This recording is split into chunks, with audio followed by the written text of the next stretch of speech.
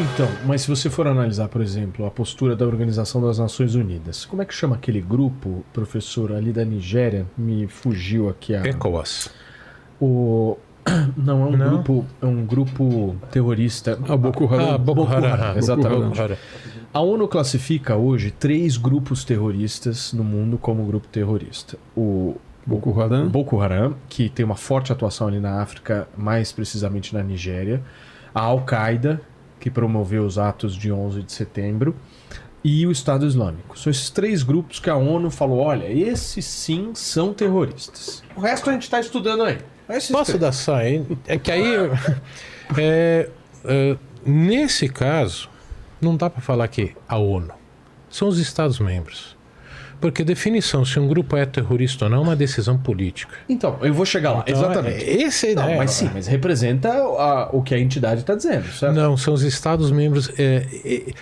ONU é aquilo que os Estados-membros fazem dela. Mas tem uma visão, desculpa, é que isso para mim em grande parte o governo brasileiro, e não só esse, mas em especial o presidente Lula tem posto uma ideia que ganhou a dimensão de que a ONU está se tornando irrelevante, como se a ONU não faz nada, a ONU não tem vontade Sempre própria. foi relevante. A ONU é o que os Estados-membros decidem fazer ou não. Exato. No Conselho de Segurança, os 5. Que se a gente olhar a história das votações durante a Guerra Fria, nas questões mais importantes também não tomaram. Mas se você for analisar, então, por exemplo, por que eles consideraram a Al-Qaeda, por exemplo, como um grupo terrorista? Porque a Al-Qaeda lutou contra a União Soviética e os caras naquela época viram eles como inimigos. É só por causa disso, ou seja, pelo interesse russo momentâneo. Não, porque também não pode esquecer que os governos árabes, muçulmanos, principalmente sunitas, apesar da Al-Qaeda ser um grupo sunita, também ameaçaram esses governos. Agora, outros grupos que o Ocidente considera como grupos terroristas, vários governos muçulmanos não consideram, e por isso que não são classificados. A culpa são dos governos, não da ONU. A ONU é um fórum multilateral, ponto. É o fórum onde os governos sentam e conversam permanentemente. Para quê?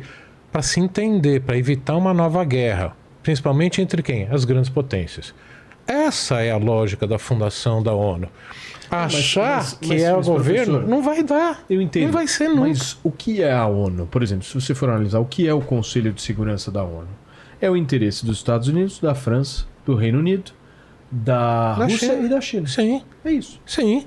Ou seja, 5 potências ali mandam e acabou e tá resolvido. Como eu sempre digo em sala, welcome to the world. Pois é. O mundo é esse. Pois é. É o mundo que a gente gostaria? Não, mas é Então, não esse. são Nações Unidas. Não estamos falando de Nações Unidas, estamos falando de grandes potências unidas. Você tem ali esse fórum permanente para principalmente essas 5 grandes conversarem para evitar uma guerra entre elas, porque aí o mundo acabaria. Tá? É essa a lógica da fundação da ONU. O problema é que... Mas não é isso que impede. Eu acho que a única coisa que não impede uma guerra mundial hoje é a bomba atômica. Mas não é a ONU. Mas é a bomba atômica. Mas como um fórum multilateral, os governos estão conversando o tempo todo. Por quê? Porque estão sentados ali todo dia nas Nações Unidas conversando. Mas, professor, o posicionamento do Antônio Guterres na semana passada não é de mediação. Então, pera um pouco. Aí, o que eu quero dizer é o seguinte: decisões que os órgãos tomam, isso culpa dos governos.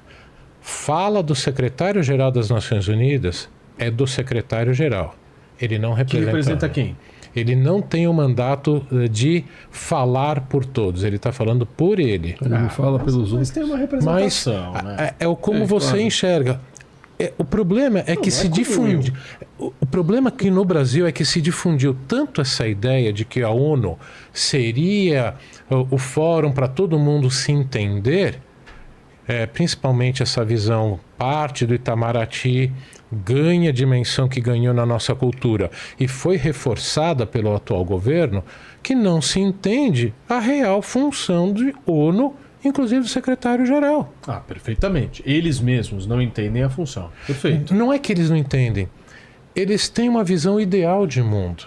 Por quê? Porque o Brasil é um país fraco. Então, fraco econômica, militarmente. Professor, então, o secretário-geral, ao meu ver, tá? E eu não sou cara que gosta de ficar polarizando politicamente. Eu tento, de alguma forma, olhar para o negócio e enxergar como ele é. A posição do secretário-geral da Organização das Nações Unidas hoje é uma posição que ecoa dentro do campo progressista, dentro da esquerda. Sim. Ele falou... Para quem assistiu o discurso dele, eu recomendo que assistam. Eu fiquei impressionado com o nível de politização por parte de um secretário-geral da Organização das Nações Unidas. O que você está trazendo para a gente é o aspecto funcional. É a burocracia, a parte administrativa, como que funciona e tal. Mas há um aspecto político de representatividade. Tanto que o embaixador de Israel na ONU pediu a demissão pelo dele. amor de Deus. Renúncia, sei lá o quê. E o que eu quero dizer com tudo isso, que sim, desse aspecto funcional, é que eu arrisco dizer, ele não vai ter sua reeleição. Bom, por quê? Porque ele tomou um partido... Olha, o presidente da comissão... Ele se pronunciou como ele, falou como ele, tem essa utilização dessa narrativa por muita gente, e que as grandes potências, principalmente as grandes potências ocidentais, olharam para isso e anotaram. Mas, Gunther, como vários outros não aconteceram. O presidente da Comissão de Direitos Humanos da ONU é iraniano. Sim. O Irã é um dos países que menos respeita as minorias. Com certeza. O Irã enforca homossexuais. Simplesmente enforca homossexuais. Sim. Apedreja adúlteras. Não, tem uma agenda. Proíbe as mulheres de saírem sem o véu. E, no entanto, é o presidente da Comissão de Direitos Humanos. Quem é que colocou ele lá? A última pessoa. Os outros Estados-membros. Por isso que... É isso que eu quero dizer. Por isso que o Guterres pode continuar. Culpe os governos. Mas você concorda que no momento em que você tem um representante, uma entidade tão importante, que preza justamente ser uma arena de diálogo, um espaço de diálogo, no momento em que tem uma postura dessa, eu não consigo diferenciar a posição do Antônio Guterres numa Assembleia Geral da Organização das Nações Unidas da posição da Organização das Nações Unidas. É a mesma coisa que o Lula fazer um discurso e você fala, não, é o Lula e não o presidente do Brasil. Exato. Claro que é o presidente do Brasil. É o cara que representa de alguma forma. Agora, que é inegável, e aí a gente tem que falar exatamente o que é. Há uma agenda ideológica. Claramente. Se você olhar o discurso dele, ele exala ideologia. E uma ideologia que é representada no campo da esquerda. E não estou aqui querendo dizer que os progressistas precisam acabar. Não é isso. Eu só quero deixar as coisas claras. Há uma agenda ideológica dentro da Organização das Nações Unidas. E o que me incomoda é isso não ser claro. Tinha que ser claro. Olha, nós somos progressistas mesmo, a gente tem aqui a nossa missão de vida, a gente interpreta o mundo dessa forma. Ok. O problema sempre é quando a pessoa não tem clareza daquilo que ela pensa, não fala aquilo que ela pensa e age por trás, fingindo que é imparcial. Esse é um problema. É que o preconceito é tão grande. O preconceito é tão grande. Então, esses progressistas, é isso. Eles têm uma agenda progressista. Eles defendem o LGBT, defendem os direitos das minorias, defendem tudo. Mas quando chega nessa hora do Irã, como o Irã apoia a destruição de Israel, o Irã apoia o Hamas, o que acontece? Vamos fechar os olhos para os problemas do Irã, que não respeita as minorias, os homossexuais, as mulheres e tudo mais. Vamos fechar os olhos porque ele é inimigo do nosso inimigo. Então a gente prefere fechar os olhos.